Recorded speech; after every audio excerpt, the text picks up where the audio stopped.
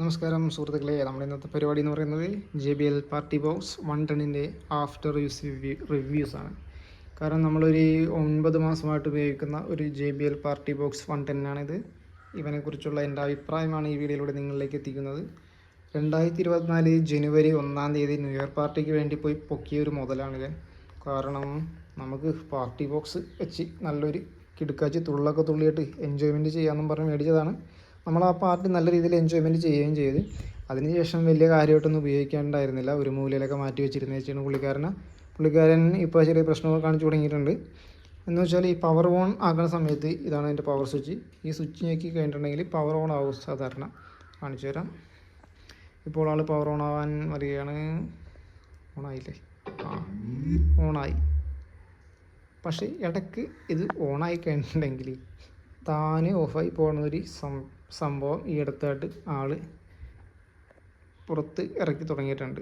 കാരണം ഓൾറെഡി നമ്മൾ വർക്ക് ചെയ്തുകൊണ്ടിരിക്കുമ്പോൾ താനെ ഓഫായി പോയിട്ട് താനെ ഓണായിട്ട് വീണ്ടും കണക്റ്റായിട്ട് വർക്ക് ചെയ്യുന്നുണ്ട്. വർക്കിങ്ങിന് വേറെ പ്രശ്നമൊന്നുമില്ല, പക്ഷേ ഇടയ്ക്ക് താനെ ഓഫായി പോകുന്നുണ്ട്. ഒരു 9 മാസമായിട്ടുള്ളൂ നമ്മൾ ഉപയോഗിച്ച് തുടങ്ങിയിട്ട്. അത് കുറച്ച് നാൾ ഞാൻ യൂസ് ചെയ്യാണ്ട് വെച്ചുകൊണ്ടാണ് തോന്നുന്നുണ്ട്. പക്ഷേ പിന്നീട് ഇപ്പോൾ പ്രശ്നമൊന്നും കാണിക്കുന്നില്ല. ആളുടെ സോഫ്റ്റ്വെയർ ഇഷ്യൂ ആണെന്നാണ് എനിക്ക് തോന്നുന്നത്. എന്തായാലും അന്നേരം അങ്ങനെ പ്രശ്നങ്ങൾ ഉണ്ടായിരുന്നെങ്കിൽ ഇപ്പോൾ ആൾ പ്രശ്നമില്ലാണ്ട് പോകുന്നുണ്ട്. പിന്നെ അത് മാത്രമല്ല, മറ്റൊരു കാര്യം എന്ന് പറയാനായിട്ട് ഇതിൻ്റെ അലൂമിനിയം ഗ്രില്ല് ലൈറ്റ് ഒന്ന് ഓഫ് ചെയ്യുക. ആംബിയൻസ് ലൈറ്റ് തൽക്കാലത്തേക്ക് ഓഫ് ചെയ്യുക. ഇതിൻ്റെ ഗ്രില്ലെന്ന് പറയുന്നത് അലൂമിനിയം ആണെന്നാണ് നമുക്ക് ഒരു വീഡിയോയിൽ നിന്ന് ലഭിച്ച ഇൻഫർമേഷൻ. പക്ഷേ ഇത് അലൂമിനിയം മെറ്റീരിയൽ അല്ല, ഒരു തുരുമ്പെടുക്കുന്ന ഒരു മെറ്റീരിയലാണ്. ഈ ഭാഗങ്ങളൊക്കെ നല്ല രീതിയിൽ തുരുമ്പെടുത്ത് തുടങ്ങിയിട്ടുണ്ട്. അടിയിലേക്ക് തുരുമ്പ് വ്യാപിച്ചു തുടങ്ങിയിട്ടുണ്ട്. ഇതിനൊന്ന് ക്ലിയർ ചെയ്തെടുക്കേണ്ടതാണ്. ഇപ്പോൾ നിലവിൽ ഞാനിപ്പോൾ ഈ വീഡിയോ ചെയ്യാൻ കാരണം തന്നെ ഈ തുരുമ്പെടുക്കുന്നത് കൊണ്ട് തന്നെയാണ്. കാരണം നമ്മളൊരു റിവ്യൂ കണ്ടിട്ട് പോയെടുത്ത ഒരു പ്രൊഡക്റ്റാണിത്. ആ റിവ്യൂവിൽ അദ്ദേഹം പറയുന്നുണ്ട് ഇതൊരു അലൂമിനിയം ഗ്രില്ലാണെന്നും തുരുമ്പെടുക്കില്ലെന്നൊക്കെ ഒരു ഇൻഫർമേഷൻ നമ്മുടെ വീഡിയോയിൽ നിന്ന് നമുക്ക് ലഭിച്ചിരുന്നു.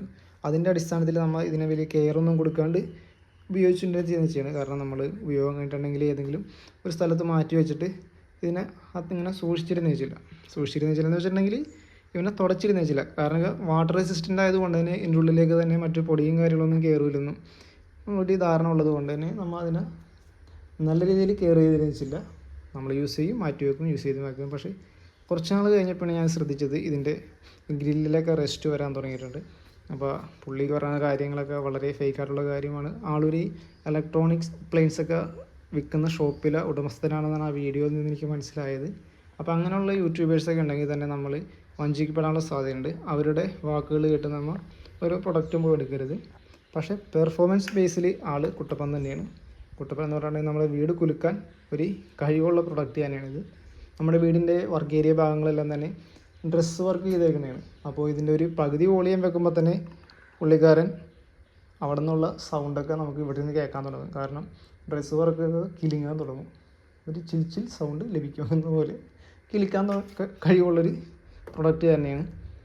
പിന്നെ ഉള്ള പ്രശ്നം എന്ന് പറഞ്ഞിട്ടുണ്ടെങ്കിൽ ചാർജ് എങ്ങനെയാണെന്ന് നമ്മൾ നോക്കിയിട്ടുണ്ടായിരുന്നില്ല.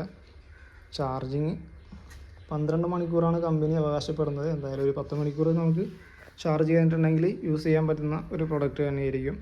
കാരണം ഏകദേശം ഒരു 8 മണിക്കൂറോളം നമ്മൾ യൂസ് ചെയ്തിട്ടുണ്ടായിരുന്നു അന്ന് ചാർജ് ചെയ്തതിന് ശേഷം. ബോക്സ് എടുക്കുന്നവരൊക്കെ ജെന്യുവനായിട്ടുള്ള റിവ്യൂ ഒക്കെ കണ്ടിട്ടെടുക്കുക.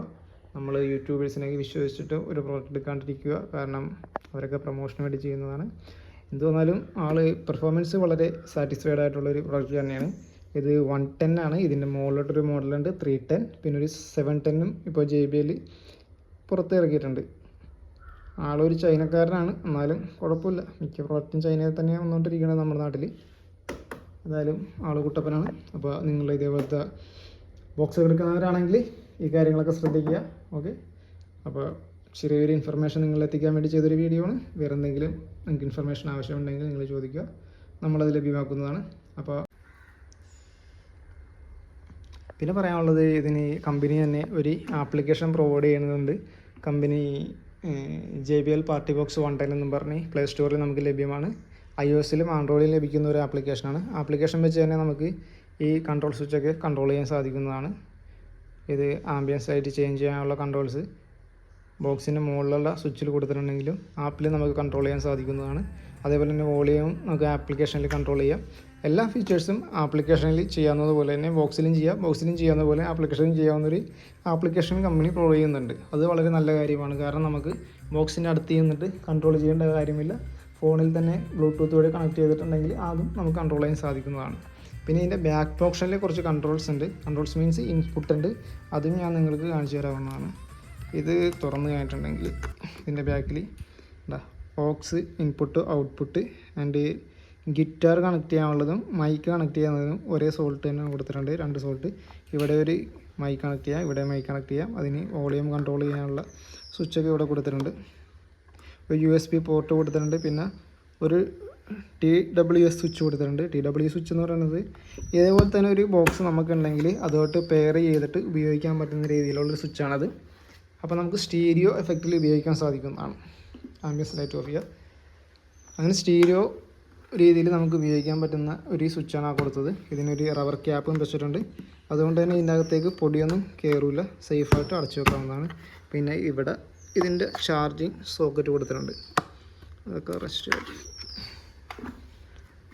അപ്പോൾ ഇത്രയേ ഉള്ളൂ ഇതിൻ്റെ അകത്ത് പറയാനുള്ള റിവ്യൂസ് എന്ന് പറയാനായിട്ട്. ഒരു ചെറിയ റിവ്യൂ ആണ് ഈ വീഡിയോയുടെ പ്രധാന ഉദ്ദേശം എന്ന് പറയുന്നത് ഈ പറഞ്ഞ തുരുമ്പ് പിടിച്ച ഭാഗങ്ങൾ നിങ്ങളെ അറിയിക്കുക എന്നുള്ളതാണ്. ഇത് തുരുമ്പ് പിടിക്കുന്ന ഒരു മെറ്റീരിയലാണ്.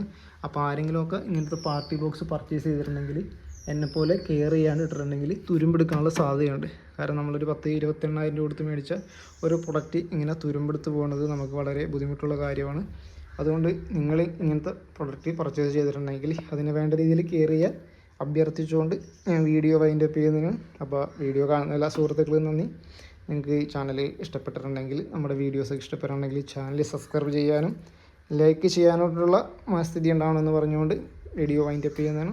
അപ്പോൾ അടുത്ത വീഡിയോ കാണുന്നവരെ ബൈ ബൈ. സ്പീക്കർ 1 ടൺ നല്ല ബ്ലാക്ക് കളറിലാണ് ചെയ്തിട്ടുള്ളത്. അതിൽ ഫ്രണ്ടിൽ കാണുന്ന അലൂമിനിയത്തിൻ്റെ ഒരു ഗ്രില്ലാണ്. അപ്പോൾ നമുക്ക് തുരുമ്പിക്കുമെന്നോ കുറച്ച് കാലം കഴിയുമ്പോൾ കളർ പോയി അവിടെയൊക്കെ തുരുമ്പ് വരുമെന്നോ ഒന്നും പേടിക്കണ്ട. നടുക്ക് JBL എന്നുള്ളവരെ